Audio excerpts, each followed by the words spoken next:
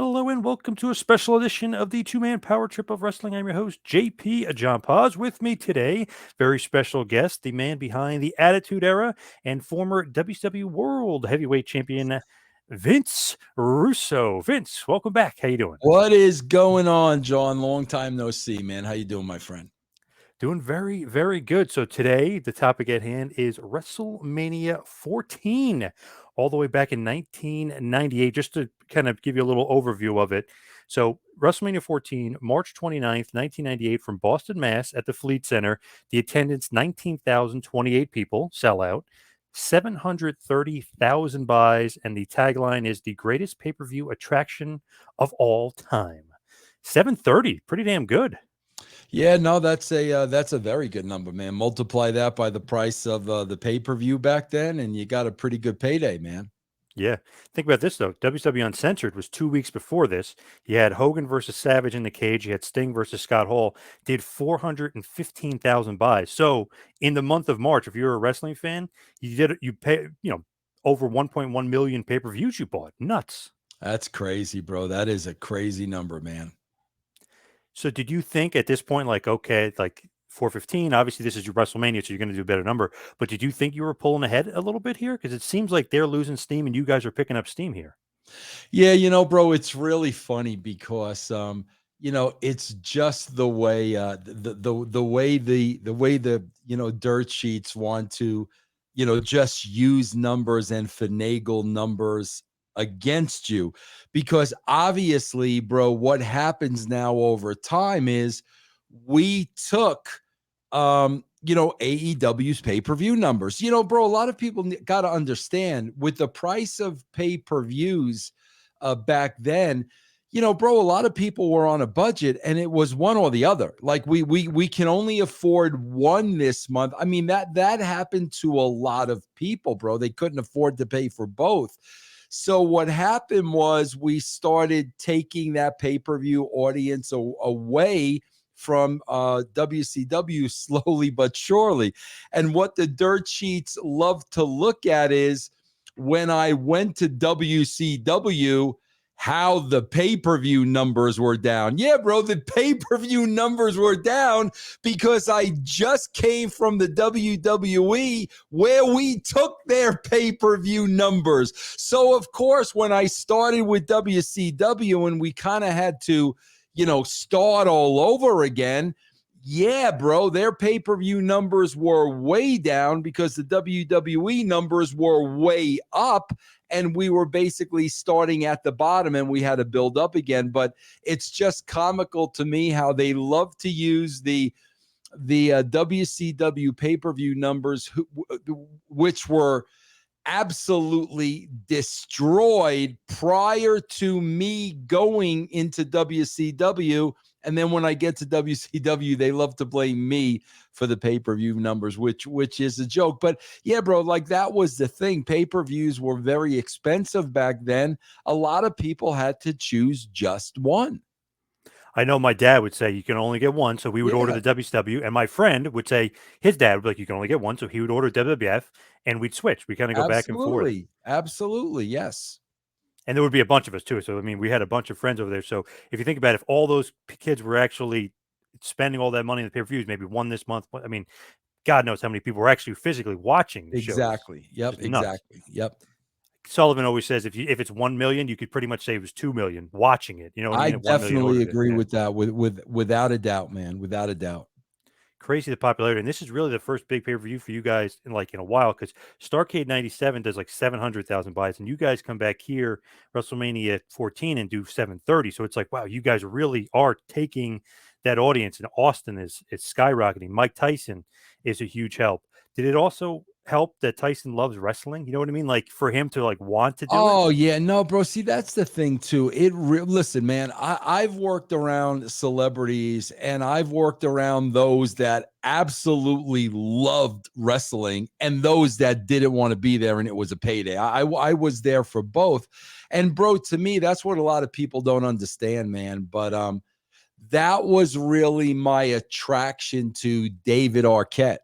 Because, bro, not only did he love the business, he absolutely like respected the business. Like he was in awe when he was there, and he was so respectful to everybody when he was there. And bro, that really played into the David Arquette decision we made, about him winning that title for a cup of coffee. So yeah, bro, it really helps when the celebrity is into it. 1000%.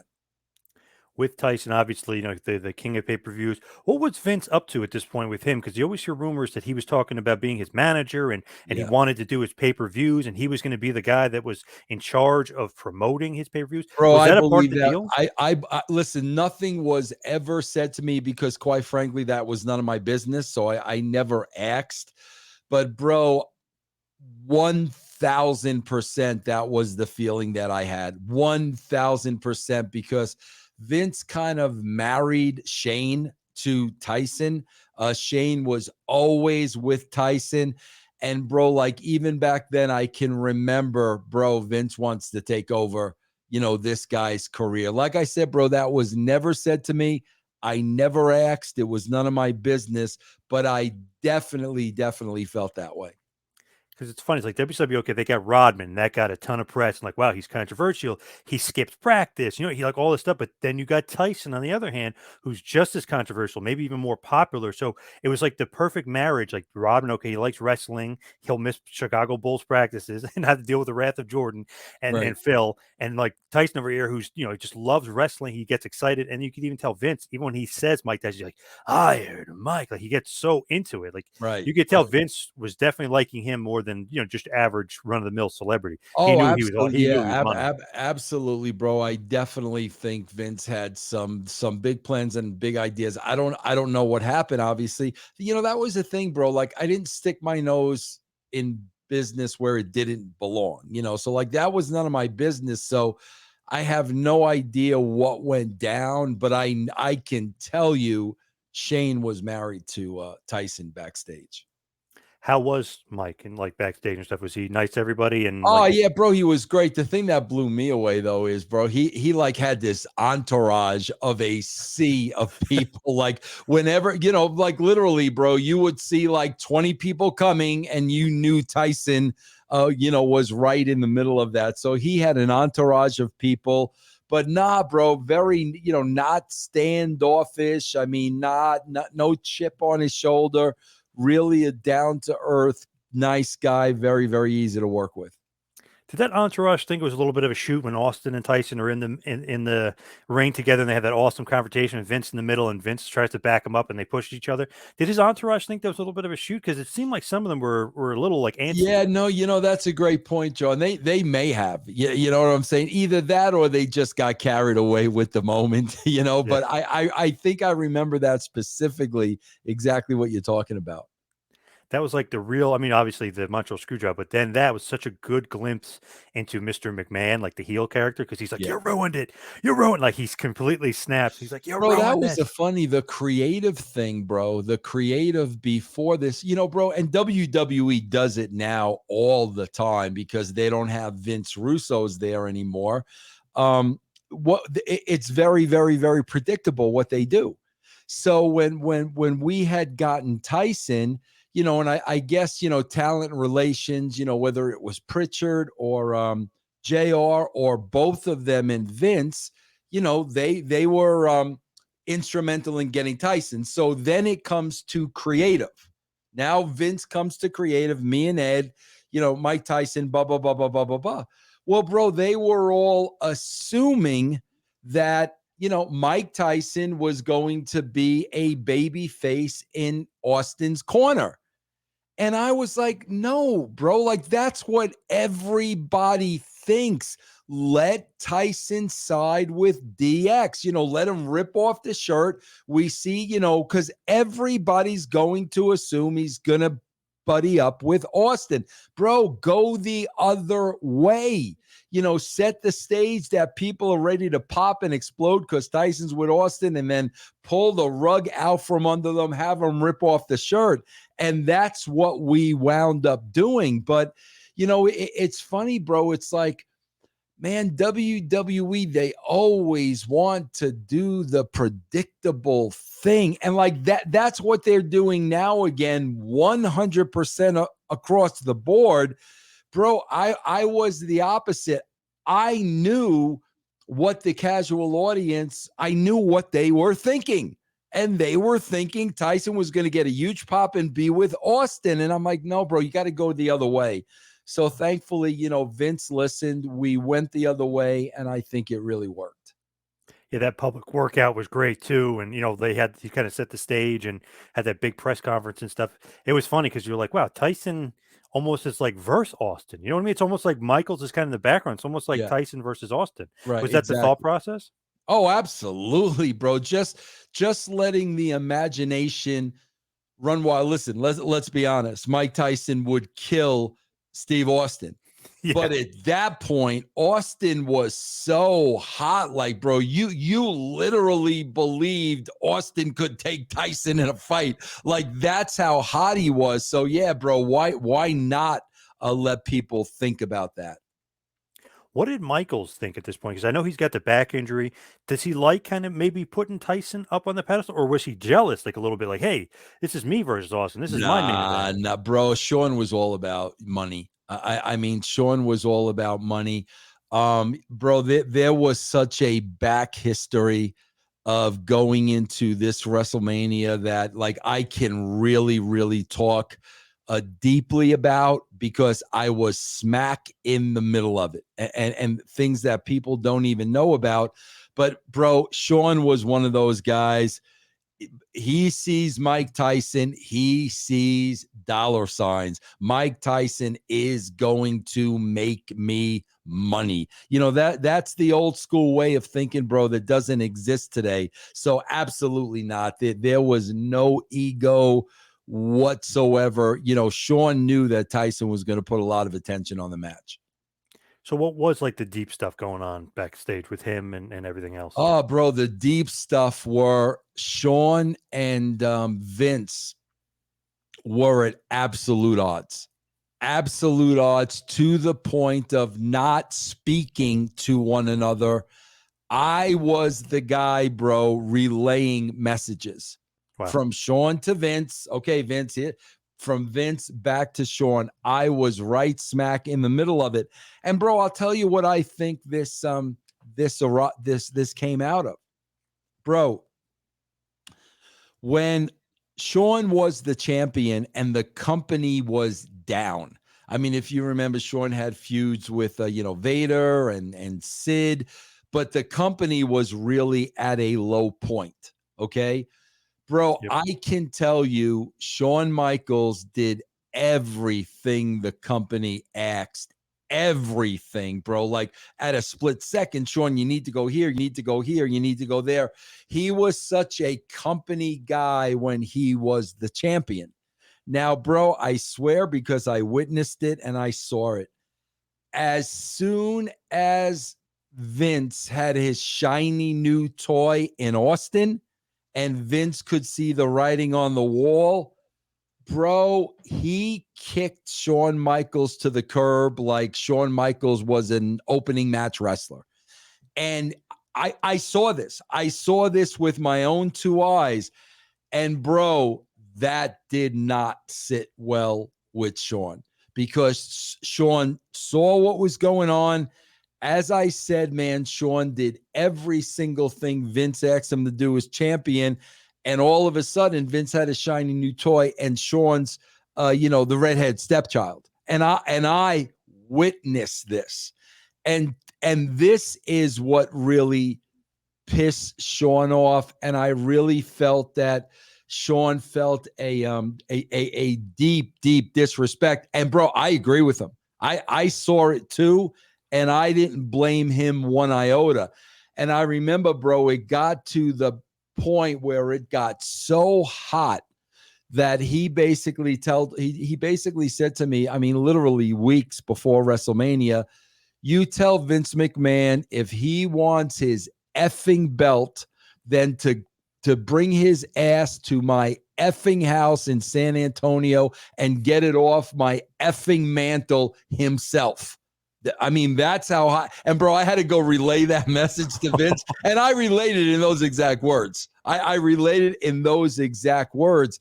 But I got to tell you, bro, so it was very difficult because Vince and Sean were not speaking. And Sean was very, very upset. And bro, I'll be honest with you, a lot of times when the angle was laid out on the Raws leading up to WrestleMania, bro, I'll be honest with you, it was Austin, it was me, it was Sean, it was Hunter, and it was China. And bro, I got to be honest with you, Hunter was the one that really stepped up. And Hunter was kind of the glue because, Hunter and, Sean were like this.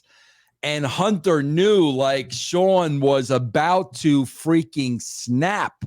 So like Hunter went out of his way, bro, to make sure, okay, everybody settled.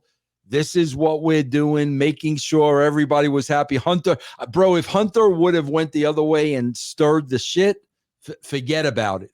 But Hunter was really, okay, let's do this and blah, blah, blah, blah, blah. And he really, really took charge of the situation. And had he not, bro, I don't know. I don't know how smoothly the match would have went off. Listen, bro, here's the bottom line. I knew Sean was going to do business because he was always all about business. And no matter how pissed off he was at Vince, he wasn't taking that out on Austin. The issue wasn't with Austin. So, as one of the boys and respect for each other, Sean was going to do business. We all knew that, but it was really, bro, just the headache in getting there. Were you nervous at all, or was Vince nervous at all that he wasn't going to do it? Because WrestleMania 13, the rumor is he's supposed to fight Bret Hart after WrestleMania 12. He beats Bret. They're going to have the rematch. Bret's going to beat him. He all of a sudden lost his smile. He has that knee injury. But then all of a sudden at WrestleMania 13 comes off the top rope and does a backflip and shows you that his knee's not hurt. So it was like, whoa, like very touch and go stuff That there. was So was that different, a bro, worry? because the situation with Bret and Sean was very real. So Sean did not like Bret. Number one, Sean had no issues, no heat with Steve Austin whatsoever. And bro, I'll be honest with you. I think Sean was smart enough to know like he wasn't going to F with Austin. I mean, I don't think Sean wanted to go down that road. So I don't think, would he or would I don't think that was ever in question at WrestleMania 14. Is it true that Undertaker sat in gorilla position during the match in case anything happened with Michaels? Is that true?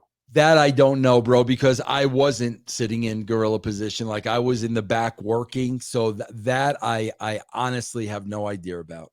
But I wouldn't doubt it. I mean, I wouldn't doubt it, but I can't verify it.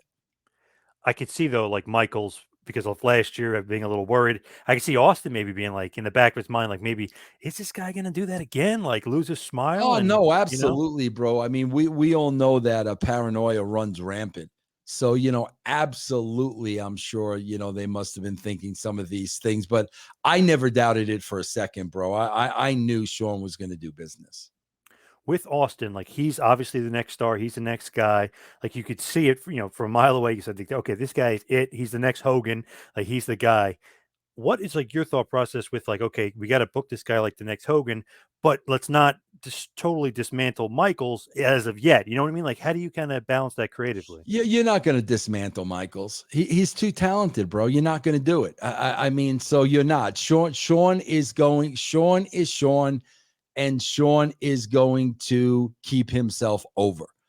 So like I was never ever, bro. Listen, I've said this. I've worked with a lot of the greats, bro. As far as all around, Sean was the absolute best. And because he was so good, on the mic, in his character, in the ring, bro, he was bulletproof. You were never ever gonna hurt Shawn Michaels. You could have kept bringing Shawn back and back and back and back, and he would have been as strong as ever. So never had to worry about that, bro. The other thing with Michaels is he wasn't like a big draw. You know what I mean? Like popular, yes, but not like a Steve Austin, not like a Rock. You know what I But mean? I He was never a think, big bro, draw. that's because of where the business was at the time, bro. Bro, you're talking about the guy's the champion, and you've got TL Hopper and the Goon and Freddie Joe Floyd and who, like, oh my God, bro. It was like he was carrying this thing on his back by himself. Bro, when you go to the Attitude Era, I mean, my God, Austin had Mick and Rock and Kane and Taker and DX. Like, oh my God. Huge, huge, huge difference, bro, in the supporting cast. And Michaels was going to get up against the prime years of the NWO and Crow Sting and stuff. So not good competition for him to go up against. And Right. I know Hall and Nash are Absolutely. his boys, but Right. I know they would joke around with him saying like, oh, maybe you miss us, like kind of Yeah. thing. Absolutely. Absolutely. Yep. So Austin, he's getting the big push. What does Vince McMahon say to you, like creatively, like get some stuff together for Austin? You know what I mean? Like, is he like preparing you for this big push, I'll never are you forget, bro. preparing him? Vince never did this ever before, but I remember when Austin won the title. The following day at Raw, Vince McMahon said to me, he said, bro, you are glued to Austin 24/7. I don't care about anybody else. You are glued to Austin. He never said that to me about anybody at any other time. But he went out of his way that night to tell me, bro, you're married to him, man. You're going to be attached to his hip because, pretty much he's gonna take this company to a whole different level, bro. So I remember that speech specifically the day after. Is it crazy to think he's going to be the next Hogan? Like, because literally, because merch sales, arena sales, pay per view sale, like everything is through the roof. Licensing deals, everything goes through the roof. Is it crazy to think like, okay, we got the next Hogan here, or is that like a viable option at this point? Like, you guys are actually thinking that? I don't know what Vince is thinking, bro. I honestly don't know what Vince is thinking, but my God, bro, again, I'm going to go back to a lot of people were way over. It really wasn't Austin and everybody else. My God, bro, Sable was way over. Yeah, A big time. lot of people at that time were really, really, really over. Now, like I said, as far as the business plan for Austin, Vince may have had something completely different in his mind. I don't know. All I know is, bro, I'm in a position now where I'm writing for a lot of people that are way, way over.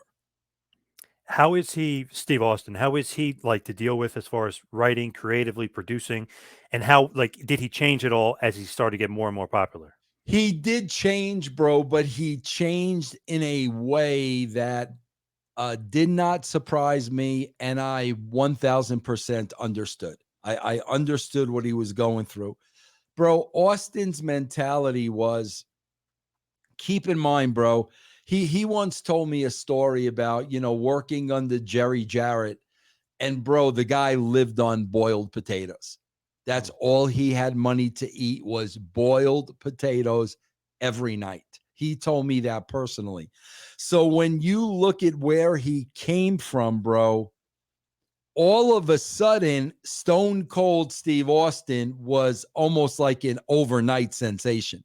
I mean, it happened very, very, very quickly. And because of that long journey, when he finally got to the top of the mountain, in Austin's mind, bro, I know he was always aware of it could end just as fast. It could come crashing down just as fast. So, with that, bro, when it came to creative, he would start really overanalyzing everything because there was a little bit of paranoia. And, bro, let me tell you something. When you overanalyze anything, you're eventually going to find a problem with it because the reality is you want to find a problem with it. So when you overanalyze anything, bro, you're eventually going to find problems and start nitpicking. And he used to really overanalyze. Like, I'll never forget, bro. Here's a perfect example. I came up with the idea of a beer truck. So I went to Steve and I'm like, bro, you're going to drive a beer truck into the arena.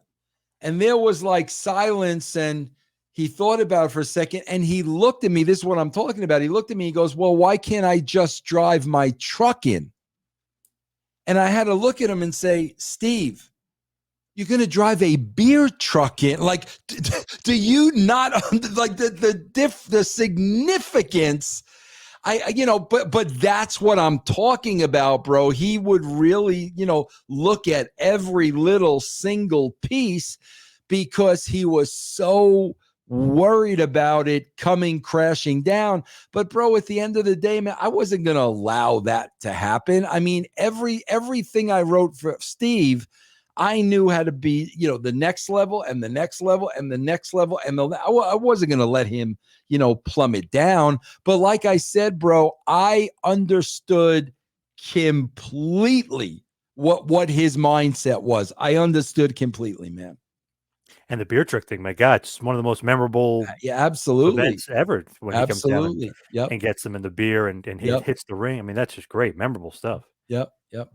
So as far as the actual show is concerned, the actual WrestleMania 14, when the pay-per-view starts, the Chris Warren Band, aka the DX Band, opens up the show. They do America the Beautiful and the Star Spangled Banner. Funny thing is, the video release and the WWE Network both cut this from the show, and the fans actually kind of booed them a little bit. Do you remember that at all? Like thinking like that didn't really go off as well as we Nah, I thought we don't. would as far as a Yeah, musical act. yeah. See, bro, I wouldn't be involved in that at all. Like at this point, I'm just backstage making sure everybody knows what they're doing. I'm so in the zone and entrenched in the show right now that I didn't even know that till you just told me. So stuff like that, I got no idea about. It's funny though, like the Chris Warren Band, the guys that sing the DX song Yeah. are doing the opening of the show with the songs.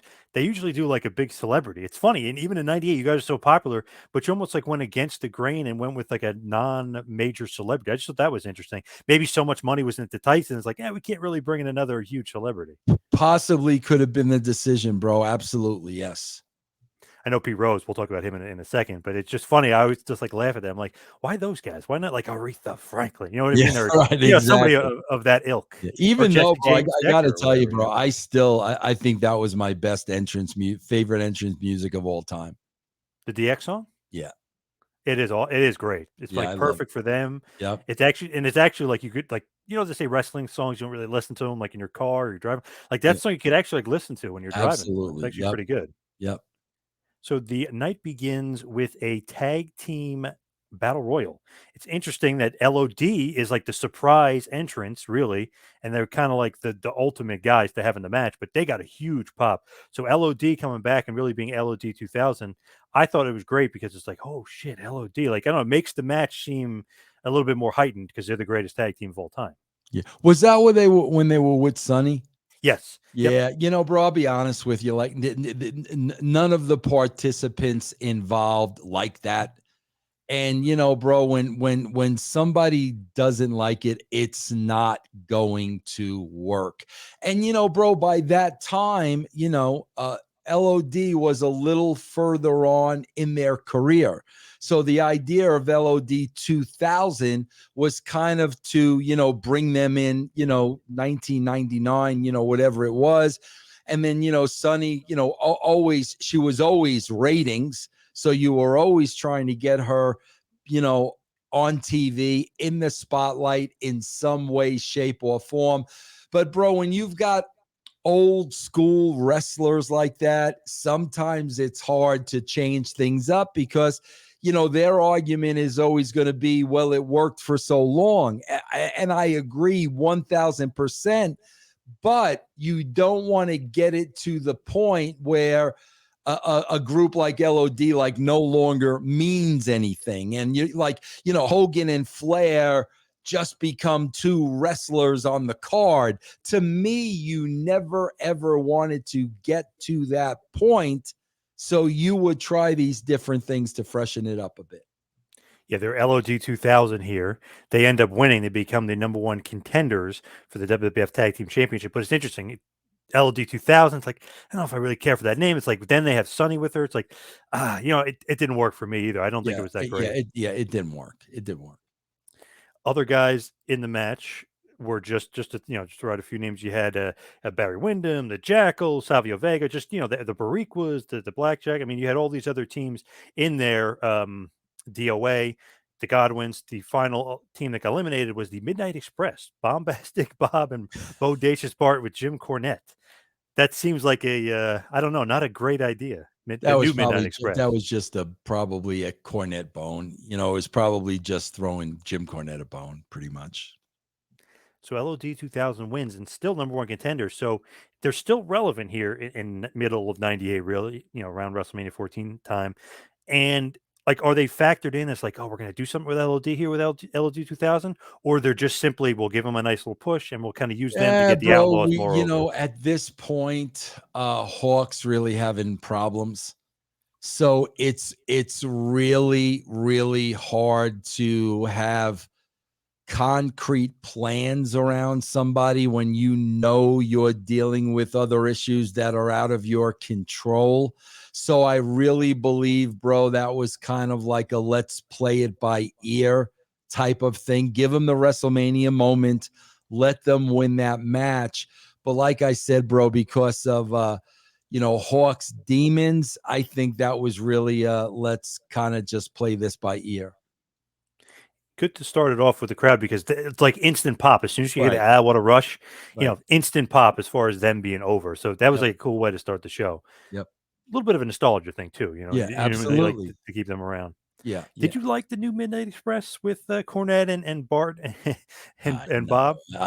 bro, that whole NWA thing was basically, oh, okay, Jim, we're going to do this because you really think that this is going to work.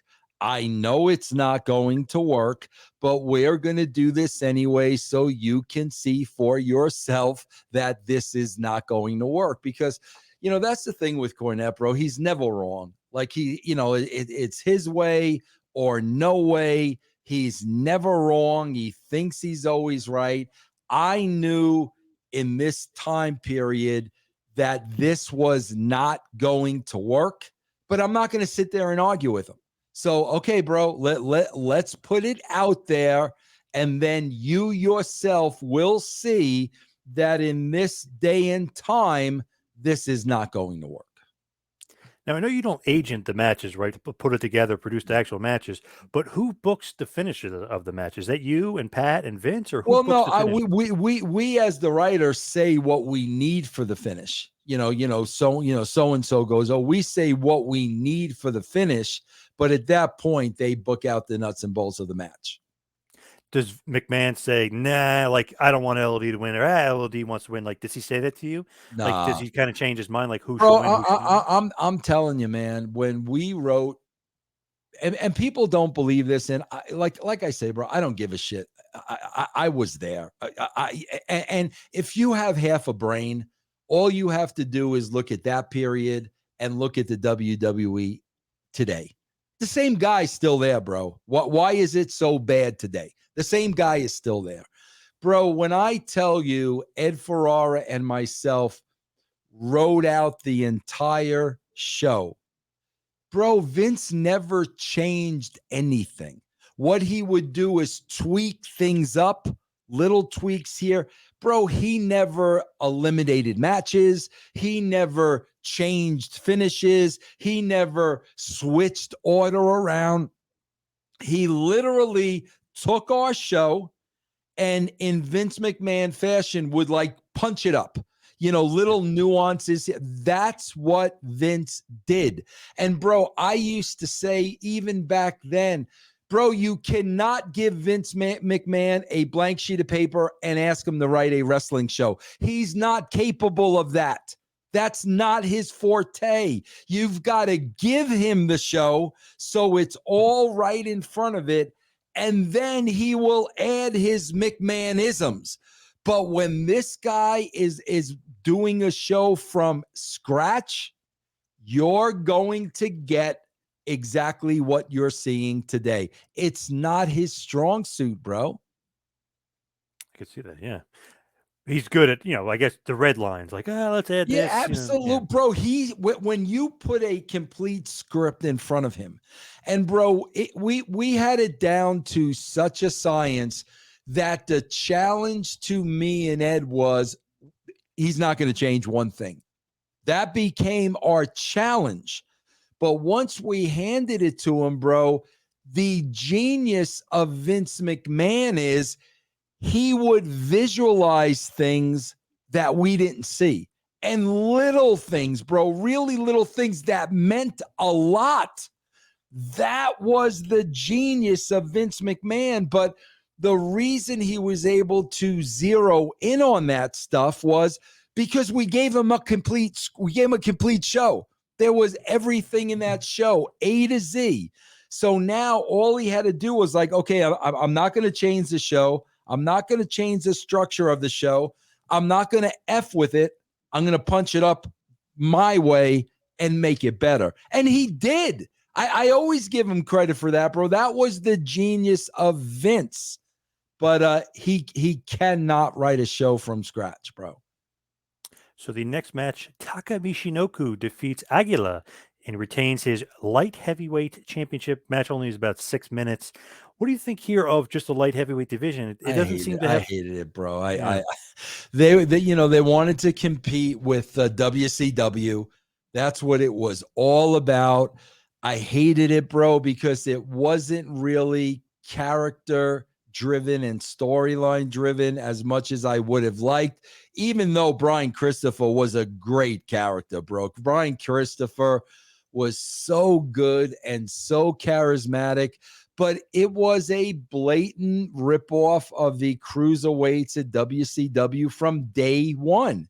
And I was never a fan of it, bro, but it's kind of, what they wanted to do. I kind of inherited it. It kind of started before I really started writing, but I just was never a fan of that, bro. It's funny, the most memorable part of this match is JR's commentary saying that, hey, the last time Taka Michinoku, defended the title was December 7th. Oddly enough, the same day as the Japanese bombing in Pearl Harbor. Yeah, that would not fly today, bro. That would No, not no. fly. But I just thought that was hilarious. Like, wow, that's the only like kind of notable thing of match is Yeah, him saying something funny. And yeah, obviously right. today he would get in deep trouble. Back then we laughed and Oh there was yeah, of nothing. Yeah. course. Yeah, yeah, But forget about it. Today. Oh, forget about it. yeah. So then the next matchup, Triple H defending the European Championship. He's with China. He defeats Owen Hart in about 11 minutes, 30 seconds. There's some chicanery going on with China and Sergeant Slaughter. I mean, there's all this other stuff. Triple H ends up getting the win here. Why not Owen winning here? Like, why did we go away from Owen after the Montreal screw job? They had the match on Raw with Michaels and Owen Hart. Like, it seemed like a real personal issue, but then it seems like Owen was kind of getting a little bit of a deep push, and Triple H was kind of the benefit. So he ends up winning defending his European title, Yeah, but winning the bro, match. because I think with everything that happened with the Montreal screw job, with everything that happened, you had to bring Owen back with some kind of an edge. Like his brother was screwed in front of the entire world by the company he's working for. You had to bring Owen Hart back with an edge. And bro, I'll be honest with you, you can't. It didn't work. That's not Owen Hart. Owen is not a tough guy. Owen is not a kick-ass type of guy. Owen is not a serious guy. So when you were trying to bring him back and portray him in that light, it just really, really wasn't working. And then when you add to that, a lot of those early promos were, like with Sean and Sean being Sean would kind of just bury Owen, on the microphone. So, bro, Owen being mad, upset, pissed off, edgy, it just was never going to work because that's no way how he was in real life.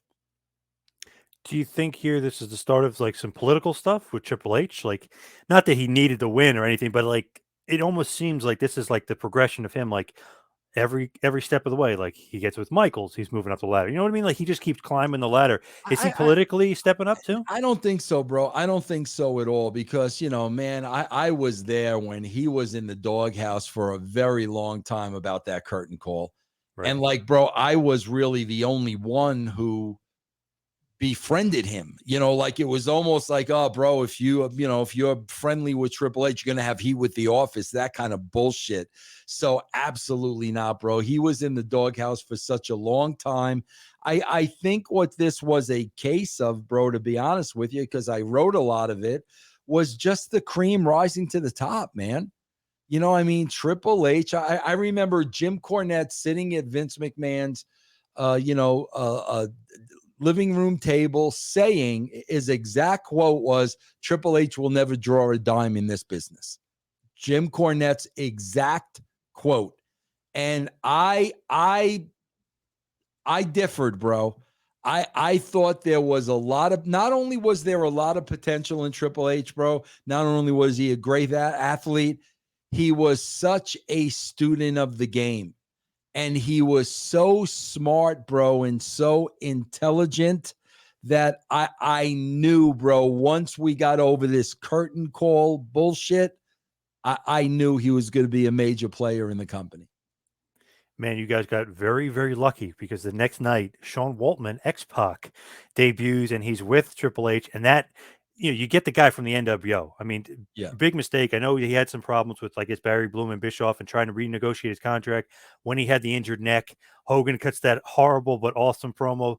Um, he couldn't cut the Mustard Brother, basically ripping him and saying, kind of saying the whole Nash to kind of get them riled up too. And I know Bischoff and Hall Nash had some problems then too. So it's like, all right, you take Sean Waltman, 6 of the NWO, and you put him DX, like, oh shit, that's instant credibility. And Like, not only wow. and not only that, bro, he cut the greatest promo in his career. Yes. Far and Yep. away. That promo is still memorable to me to this day. He cut the best promo in his career that night. To me, it's like, okay, Triple H is here, he gets to win over Owen, he's European champion.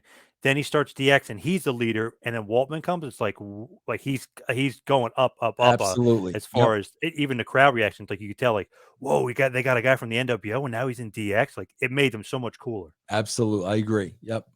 And then we'll talk about it, but later on the night, the Outlaws obviously beat Funk, and on the next night on Raw, that is, they beat Funk and Foley, and it starts an awesome thing with Foley and Austin. But we'll get into that too, which is just great writing on your part. But we'll get into that in a second. So Mark Merrow and Sable in the 4th match of the evening defeat Goldust and Luna Vachon. Match goes about 9 minutes long.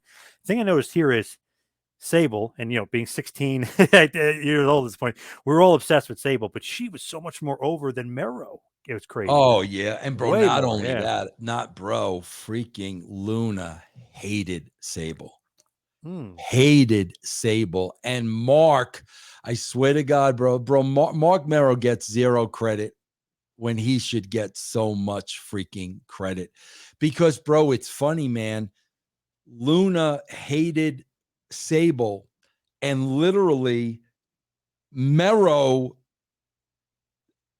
had to protect Sable from Luna, but he didn't do it in a way where he was being disrespectful to Luna.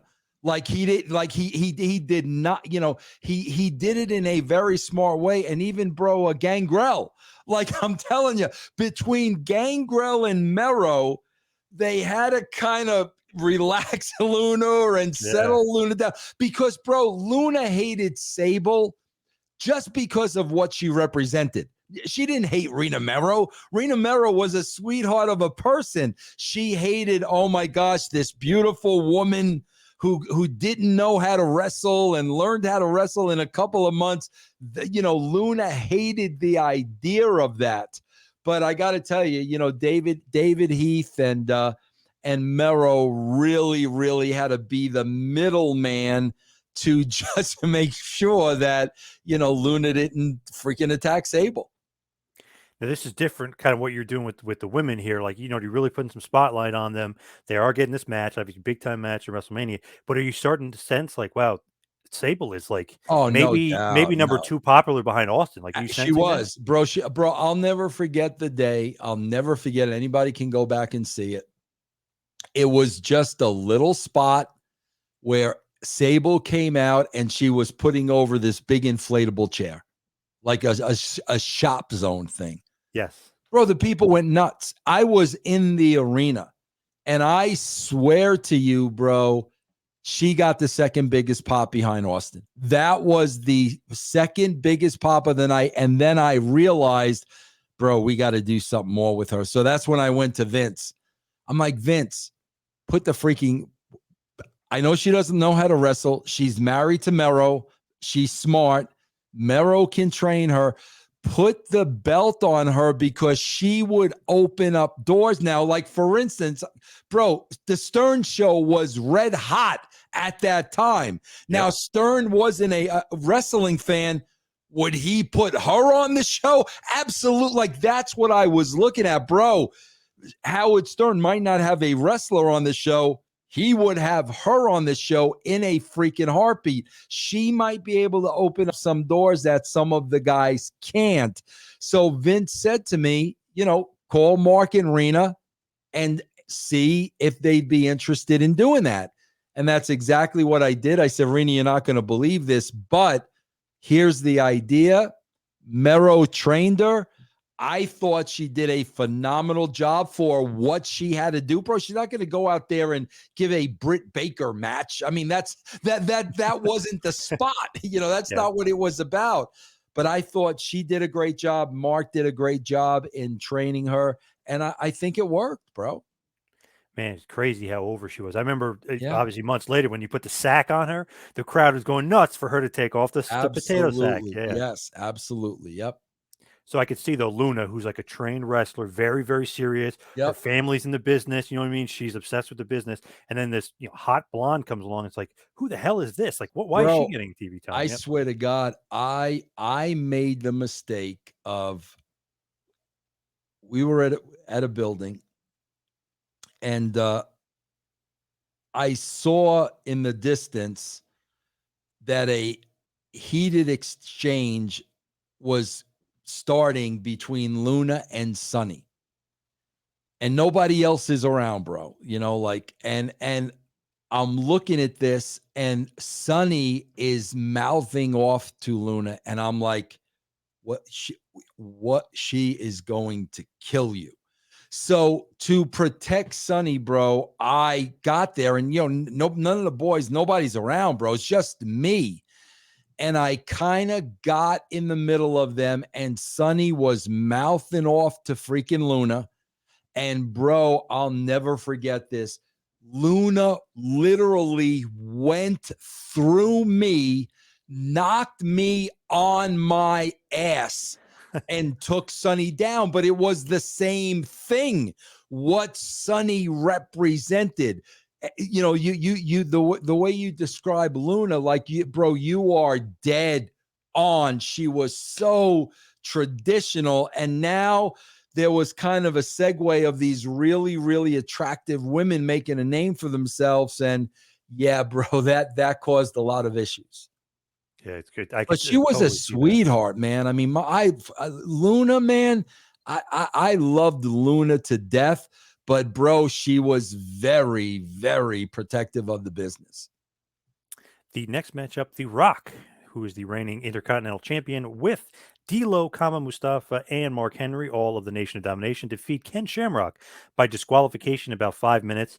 Interesting booking here because Shamrock wins. He gets Rock to tap out. Then they can't get him off of him. So all the security, everybody's trying to do that and get him peeled off the Rock. Then he beats up all the security and stuff.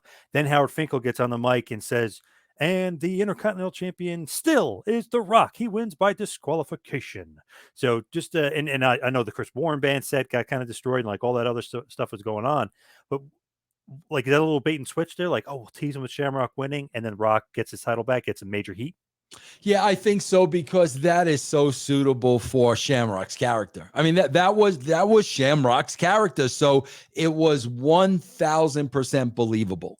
And bro, that's when characters really used to mean something where you could pull that off, and a fan would say, "Yeah, bro, Ken Shamrock's a freaking hothead, man." And being a hothead, it's what's keeping him from the title. He can't control himself. That's the story.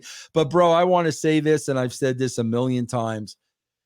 The Shamrock was such an integral part in The Rock becoming The Rock.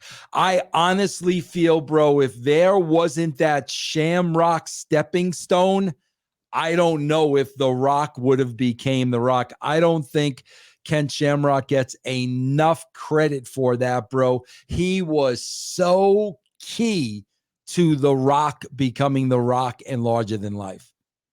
I don't know if The Rock always did this or did maybe before wrestling. His facial expressions, like even tapping out, or like he's afraid of the Mm. guy, or like Ron Simmons is talking, he's like, Roland's like, he had the best facials. Like you could see from a mile away, Bro, like that's this what got him guy's face. over. That's Yeah. what got him over when they did. I wasn't really doing the writing yet when they decided to put him in the nation. They put him in the nation because they didn't know what to do with him. So now, bro, when that nation's in the ring cutting the promos, exactly what you're saying is what caught my attention. What caught my attention, bro, is bro, he's stealing the scene and not saying a word. But you know everything that he's thinking. And bro, as I saw that, that's when, bro, we just went with it. But you're dead on, John. That's what got our attention. And to me, I was like, man, this guy is something. Like you could just tell, like he's grown. Like he's a main event guy. Continental title, sure, but he's like a Yeah, main event guy. You could tell even right. here in early '98 for sure. Yep, absolutely, bro. Yep. Did you have any plans for like creatively for him, like as the ball got rolling, or you were like kind of wait and see kind of thing? Bro, listen, that's how we wrote TV. We were very organic, bro. We just went with it, man. We kind of let it write. I say this all the time, bro. If your wrestlers have defined characters, this show will write itself because it literally is putting this roster together with all these different personalities in this same building, and bro, shit's gonna happen. Like it literally writes itself. But if your characters are not defined, that doesn't work. So that's why we were able to be organic, bro, with the characters, and everything just naturally progressed and evolved. I always find that funny when people today are like, "Oh, today's wrestling. Oh, I can't watch the Attitude Era." You know what I mean? They ripped it. I'm like, first of all, you had to like live it to be in it, and you were so excited every week to watch it, Right. and it was so interesting. And it's like nowadays, I was like, now today's wrestling ain't what it used to be. Bro, Not I even swear to close. God, I watch Rampage and I'm gonna stop because I felt I needed to watch something AEW. And Mhm. I swear to God, bro, as I'm watching Rampage for the entire hour, all I'm thinking of is, bro, there isn't one casual fan who would believe that any of this shit were real. Not one. Not one of these matches would a regular person believe is real. That's the difference, bro. Like you talk about Ken Shamrock. Bro, you believed Shamrock could freaking break your arms and your legs. And then when you saw him in the ring, like you bought into that, bro. You bought into the Texas redneck by the way he worked and the way he wrestled, and Pat Patterson laying out these matches. I watched that show, bro. I don't believe one freaking thing on it that I see. Not one. Much different than here in the Attitude Era, that's for sure. Yeah. So really, the next matchup, Cactus Jack and Chainsaw Charlie, aka Terry Funk, defeat the New Age Outlaws, Road Dogg, and Billy Gunn for the WWF Tag Team Championship in a dumpster match. The match goes about 10 minutes. This was really fun. I really enjoyed this match. It was great. And Funk in his element and Mick in his element. But it showed Road Dogg and Billy Gunn like, wow, these guys are tougher than you think, right? Bro, that's where again, bro, I tell you the truth about Vince McMahon and what he did and what he didn't do. I got no reason to not. Bro, this is when Vince McMahon said to me, bro, let's put Billy Gunn and Jesse James, let's put them together. And bro, I got to be honest with you, I did not see it at all, because you got to remember, bro, we're just coming off Rockabilly. Yeah, And totally. and I'm like, bro, I did not see it.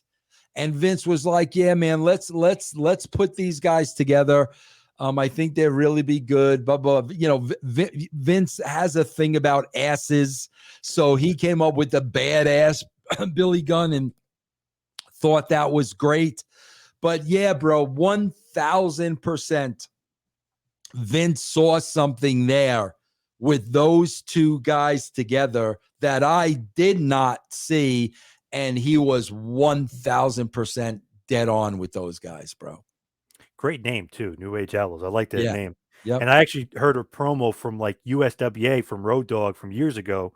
He was playing it recently, and that's he first time he said New Age Outlaws. Like, wow, that's interesting. Like he had it in his head, I guess. Oh yeah, bro. He came up with all that stuff. That was all Road Dogg, the promos and what he said. That was all Brian James, bro. Oh, I did not put one word in that dude's mouth. That was 1000% him.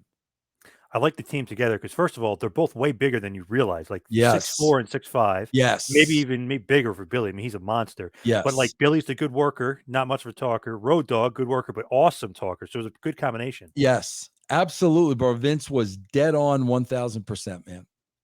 It's funny too, like when you meet them or if you see them in person, like these guys are huge, but you didn't realize that because You didn't? LOD and Mick Yeah, no, Foley and bro. every Brian James is freaking huge. yeah. Yeah, yes, 1000%. Yep.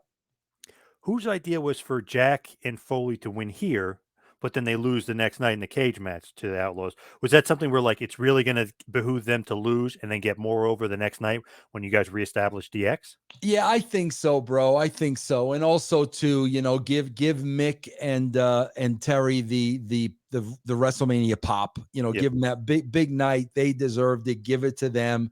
But yeah, bro, it gets Road Dogg and Billy over even more that they came back the next night and won the titles.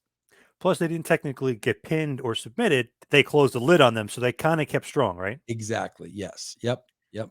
Also, another genius thing, which is great. They're chanting for Austin at the end of the night on Raw when Foley and Funk are getting beat up. So it's like, wow, that's interesting. Okay, I wonder if they'll do anything with that. The next week, Foley's like, "You're chanting for Austin," like, and then he snaps and hates Austin and Yeah. starts that awesome feud. Just perfect. Because everything meant something, bro. Yep.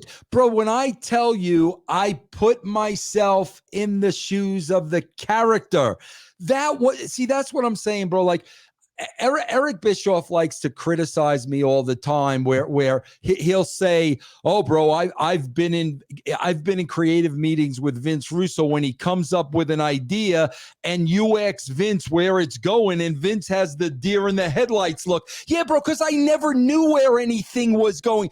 John, do you know where do you know where your life is going in real life?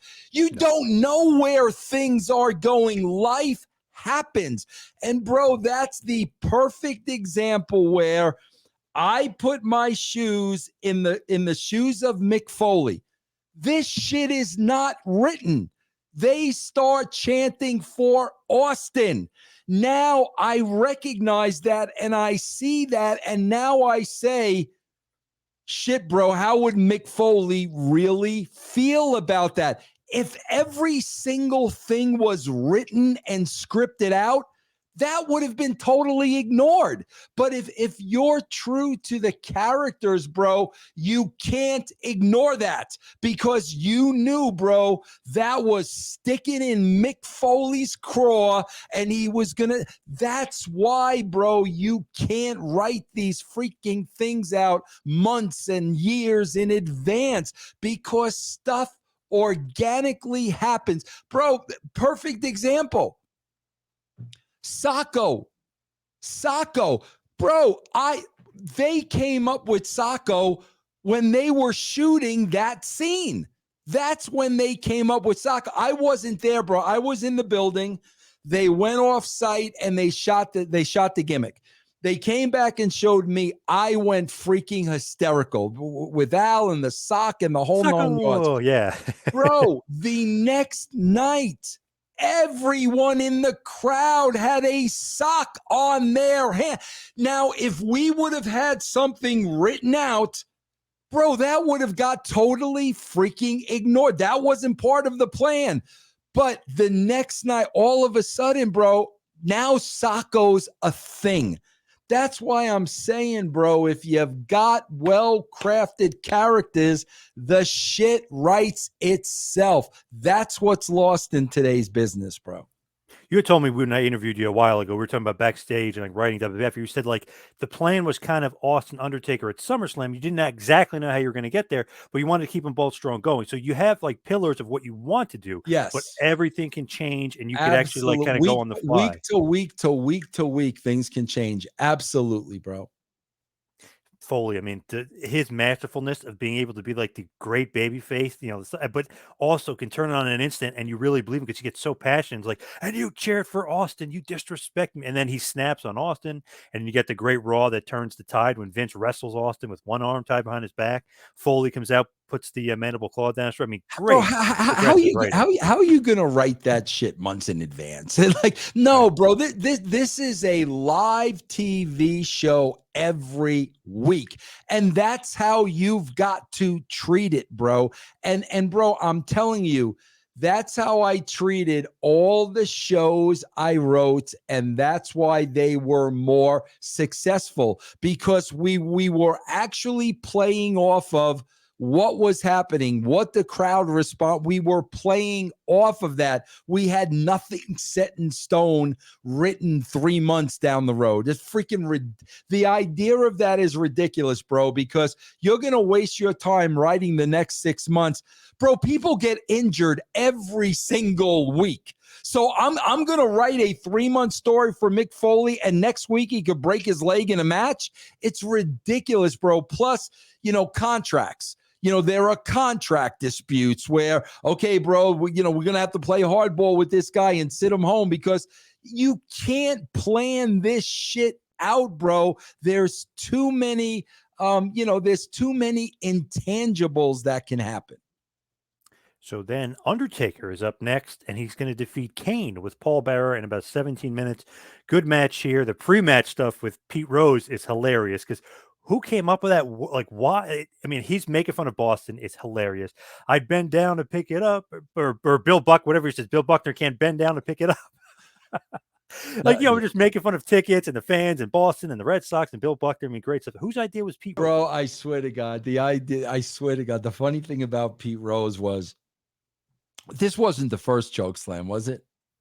I was trying to remember if that was his like debut. I think that might have been because I know progressively he's in 15 and 16 too. Where he comes back. Well, if this was the first one, bro, I can remember like we're thinking about it, but like, nah, he ain't gonna do it. Yeah. But bro, I swear to God, I'll never forget this. So we pitched him, and all he cared about was how much. How much? Oh, wow. I swear to God, bro, that's all he cared. Okay, yeah, I'll do that if it's worth my while. And whatever Vince agreed to pay him, I don't know. Bro, that's all he cared about. All he cared about was, I'll do whatever you want me to do, but you're going to have to pay me. And that that's a businessman, bro. It was freaking awesome. It's funny too because it's like, why Kane and Pete Rose? But it just worked for whatever reason. Exactly. Yeah. So with this, obviously Undertaker, this is very infancy of the streak, but he's got a little bit of a streak going here. He beats Kane. Was there ever any thought of Kane going over here? I don't believe so, bro, because we had so many chapters in this story and so many things we were going to do with Paul Bearer and storytelling that I don't think there was, bro, because either way, it wasn't going to hurt Kane because there was, it's kind of like Jason coming back. You know what I mean, bro? There's going to be the next chapter in the story. So I don't think there was any question in putting Taker over here. He kind of gets his heat back a little bit too at the end because he beats him up afterwards, and then Undertaker sits up and he kind of Yeah, sets up the next chapter that's going to continue with him. But it's just interesting, like Kane, it's like one of the first guys that I remember kicks out of the tombstone too. So yeah. it's like they really made it, or you guys really made an effort of like, okay, we got to make him look as strong as possible. Absolutely. Yeah. And don't forget, Glenn Jacobs was such a sweetheart of a guy that, Taker had no issues. What he wanted to get the guy over, bro. So it really, really worked. Plus, it helps him too, like his character and him too. Is like, if I have somebody equal to me that I can work with, money, money, money. That's exactly it, bro. Exactly. Yep. And Bearer did such a good job, not carrying the feud, but on the mic, kind of carrying the Ah, feud. Like bro. his The stories and the way he, like his inflection, the way he Bro, talked, like everything was great. he doesn't get the credit, and I don't know why. The greatest storyteller of all time in the wrestling business, and I don't know why he doesn't get that credit. I was around for hundreds of his promo. Nobody's told the story better than he did. Nobody, bro. It's funny. It's one of the best storylines. Kane versus Undertaker. Yeah, Also, Austin versus Vince is going on, or about to go on around the same time. So you get two really tremendous storylines. But it's funny. There's like the supernatural characters in the Attitude Era. Don't know why it worked, but it worked. yeah, exactly. Yep. And Bearer was so good, just egging on Taker, making fun of his mom. Like So Kane's your good. brother. Like everything was so good. Yeah, so good. Then we get the main event of the evening. Stone Cold Steve Austin defeats Shawn Michaels for the WWF World Heavyweight Championship in 20 minutes. Mike Tyson, of course, is the special guest enforcer. Was there ever any thought here that, we talked about Michaels, he was definitely going to do the job, but was there ever any thought that the injury was so bad he might not be able to wrestle? Bro, I swear to God, I'll never forget this. And I still don't know the answer. I don't know the answer. But bro, he was selling the back big time before and after the match. Big time. He was selling the back. And I remember, bro, there was a spot in that match where Shawn did the kip up. And I was like, wait a minute. Like now, bro, I will Yeah. say this, John. I will say this, bro. You know what adrenaline can do. Yep. No question about it. You know how 16,000 people in a match of that magnitude, Shawn Michaels could not be feeling a thing. But I remember, bro, watching the match. I was in the house and I saw the kip up and I was like, bro, you got to be freaking kidding me. To this day, bro, I don't know. I don't know if he was working the back. I don't know if it was adrenaline. I don't know. But yeah, bro. But yeah, I remember after the match, he was down in the locker room. His parents were over him. He was down. I can't see, Shawn knew he was leaving after that. I can't see Shawn playing that up like that if it wasn't, real. But yeah, bro, he was in a lot of pain after that match. He's one of those guys like a Bret Hart where they're such like good workers and good sellers. You kind of can't tell You because there's can't points of tell. that match where I'm like he's healthy, but then you watch there was like where he held his back and was like gingerly walking. You could tell he tweaked something because he like had a little jolt and like okay, you're not gonna do that like as a work. Like Exactly, that's bro. legit, yeah. Exactly. Absolutely. Yep. And you could tell when he goes to kick Austin, Austin has to get extra low when he misses, and you Yeah. could tell it's one of those things where he's literally just lifting with all its abdominal muscle, just trying to lift his leg over Austin. Yeah. Yeah. Yeah. So he definitely had some back issues. I wonder what was going through Austin's mind. Did you know like was he like I hope he's healthy enough. I hope I can get this good match out of Bro, him. now Austin is the type of guy, bro, that he's fully aware and he's gonna take care of him as much. Like you said, him getting down. He if anybody knew how messed up he was, it was Austin because Shawn would let him know. I mean, absolutely. Austin's a type of guy, bro, especially after that Owen injury. Austin's Yeah. going to go out of his way to take care of you if you're hurt, without a doubt. Now Austin wins with the stunner. JR, most legendary thing. He's holding up the belt. The Austin era has begun. Austin, Austin, Austin. Speaking sound bites, the awesome JRism. Do you know like then they're like, okay, rock star, like this is the guy. Bro, I knew Rockstar when he said Austin 316. I'm telling you, bro. When he, and that was his. I Yep. didn't, Vince Russo take credit for everything. I wish I wrote that line. Okay. I wish I wrote if you smell what The Rock was cooking. I wish I wrote that line. That Austin 316 promo, bro. I knew like, bro, like this is it. Like this is it. So I kind of felt that beforehand. And bro, it's also he was in such a groove, bro. He wasn't going to be denied. Like nothing was going to stop him. Nothing, bro. Like I don't know. Even if, I honestly believe, bro. Even if I would have written shit TV, I don't think that would have stopped him. Somehow, some way, he would have gotten it over. This guy was so freaking determined, bro. He grabbed the brass ring. Nobody was going to take it away, bro, no matter what. So the drive and the determination, bro, nobody was going to stop him. Nobody. Hey, look at WrestleMania this year, WrestleMania 38, him and Owens. Man, he tore it up. He was awesome. The beer Exactly. bash, everything else, he Exactly, killed it. bro. He's not going to be nothing less than that ever, bro. It's funny too. I went to, I think it was 10 or 11 liquor stores because I wanted to try this damn beer. And the guy, they know nothing about wrestling, but they know the Steve Austin beer. We go to the spot, it's sold out. So I'm like, oh, God damn it. So the guy at the liquor store, the manager goes, this WrestleMania thing, I think it got over big time. I'm like, yeah, I think it did. Like Right, he's clicking. exactly. He goes, we had a case of that beer. Like he was saying this, but I was like, Austin still over in 2022 selling his beer out. So genius move by him, like promoting the beer and everything else.